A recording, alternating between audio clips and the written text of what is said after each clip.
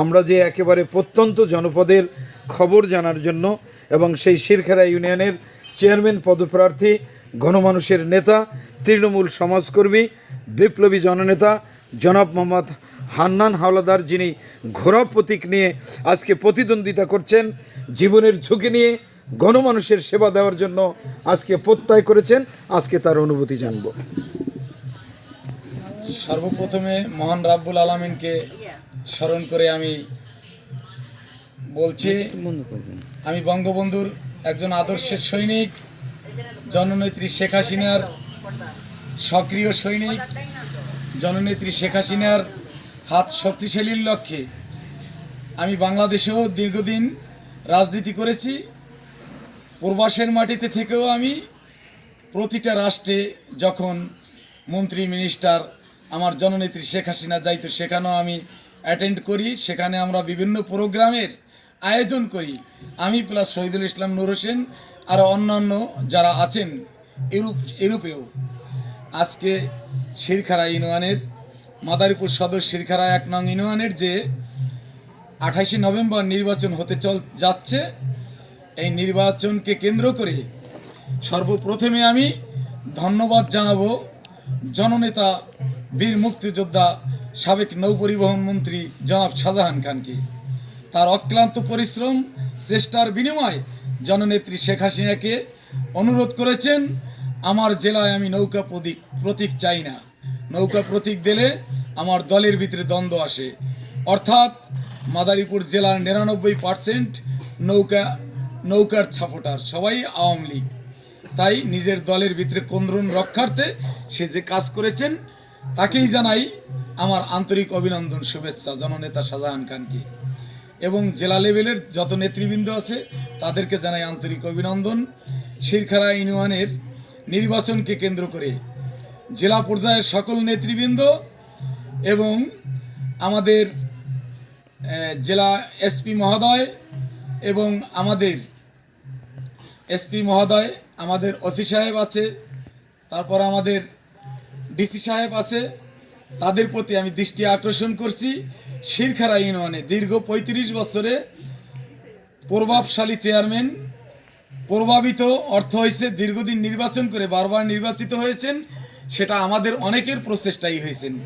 আজকে বারবার নির্বাচিত হয়ে সে জনসেবার পাশে তো অবশ্যই নাই। তার পরিষদে যদি কোনো লোক আসে, সেখানে একটা জন্ম নিবন্ধন করতে গেলেও অনেক লোকের কাছ থেকে আপনারা বায়োডাটা জেনে নেবেন এবং তদন্ত করে নেবেন। কোনো লোকের থেকে 15 থেকে 20,000 10,000 টাকাও নেওয়া হয়, কারণ বিদেশে ছেলে আটকা পড়ে আছেন এবং বিভিন্ন কায়দায় জোর জুলুমের মাধ্যমে এই কাজগুলি করা হয়। ন্যূনতম ওনার কাছে জনসেবা জনগণ পায় না। তাই আমি দীর্ঘদিন অক্লান্ত পরিশ্রমের মাধ্যমে ওনাকে নির্বাচিত করেছি। নির্বাচিত করার অর্থ হয়েছে জনমানুষের সাথে, জনগণের সাথে আমার আন্তরিকতা জড়িয়ে আছে বিদায় তাদের প্রতি আমার আন্তরিকতার প্রকাশ ঘটাতে চাই। আমি নির্বাচনে আসছি কারণ উনি জনসেবা ঠিক মতো করে না, জনগণের ভালোবাসার সাথে জড়িয়ে আছি। আমি নির্বাচিত হয়ে জনসেবা করতে চাই, সঠিকভাবে আমি পরিষদে থাকতে চাই। দুর্নীতি মুক্ত শিরখারা চাই এবং মাদক মুক্ত শিরখারা চাই। ওনাকে দেখা গেছে উনি জায়গায় জায়গায় বক্তব্য দেয় খুব কঠিনভাবে। আমাকে যদি নির্বাচিত না করা হয় তাহলে এই শিরখারা ইউনিয়নে আবার সন্ত্রাসী হবে। অর্থাৎ জনগণ প্লাস আমি জানতে পাই ওনাকে নির্বাচিত না করলে জনগণকে উনি হুমকি দিয়ে আসছেন। এবং ওনার নিজের 2টি অস্ত্র পাশ করানো আছে এবং ওনার ভাতিজা আজাদ হোসেন বিল্টু তারও একটি অস্ত্র পাশ করা আছে। এমন ভারী অস্ত্র দেখা যায়, সেই অস্ত্র দিয়ে বাংলাদেশের যুদ্ধক্ষেত্রে সেই অস্ত্র ব্যবহার হয়। এরকম ভারী অস্ত্র সাংবাদিকদের মাধ্যমে বললাম, আপনাদের স্বচ্ছতা যদি থাকে তাহলে হয়তোবা আপনারা এই জিনিসটা বের করে নেবেন, আর স্বচ্ছতা না থাকলে আপনারা বের করতে পারবেন না। হয়তোবা আমার এই কথাগুলি ব্যর্থ কথা হবে। তাই শিরখারা ইউনিয়নে উনি যখন বক্তব্য দেয়, ওনার পাশে দাঁড়িয়ে থাকে একজন ইয়াবা ব্যবসায়ী ওনার মাউটটা ধরে, আর এক সাইডে দাঁড়িয়ে থাকে শ্রেষ্ঠ সন্ত্রাস ওনার পাশে। দীর্ঘদিনে শিরখারা ইউনিয়ন প্লাস আরও 4-5টা ইউনিয়ন 10 থেকে 11 বছর চলছে। যে লোক শিরখারা ইউনিয়নে সরবরাহ ঢুকাইছে তার নাম হয়েছে সাহেব আলী কাজী। সেই লোকই ওনার পাশে এখন ওনার পাশে ওনার হাল ধরছে, ওনার নির্বাচন করতেছে।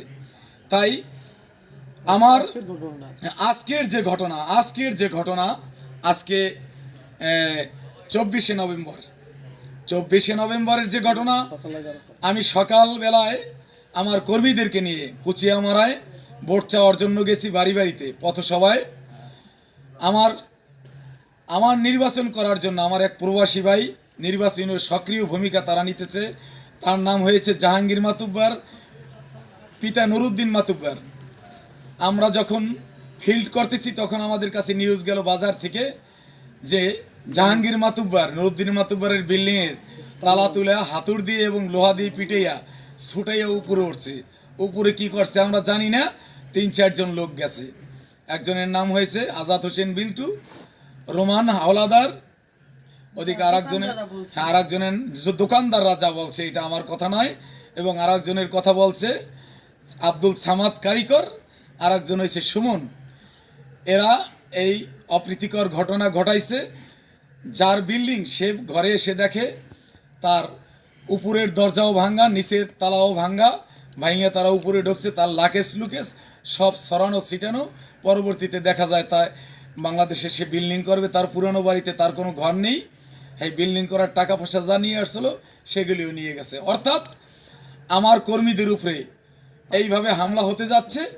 এবং আপনাদের কাছে আমি যে কথা এখন মিডিয়ায় বলছি, বিভিন্ন ফেসবুকে দেখবেন তাদের যে গরম গরম ভাষা, তাদের যে কথা, আমি যেখানেই যাই বিনয়ের সাথে কথা বলি, মানুষকে বলি দীর্ঘ 35 বছর আমি জনগণের সাথে কাজ করে আসছি।